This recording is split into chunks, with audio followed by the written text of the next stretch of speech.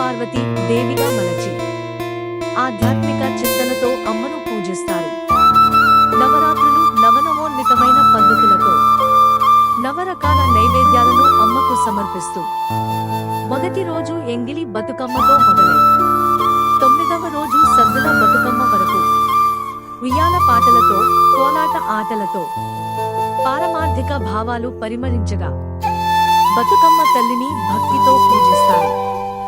యువతులకు పెళ్లిళ్లు కావాలని, పడతులకు సంతాన సాఫల్యాలు కలగాలని, మహిళలు సౌభాగ్యవతులుగా తరించాలని, ఇంటిల్లిపాదికి ఆయురారోగ్యాలు ప్రసాదించాలని, కుటుంబం అష్టైశ్వర్యాలతో తులతూగాలని అతివులు బతుకమ్మను ఆర్తితో ప్రార్థిస్తారు.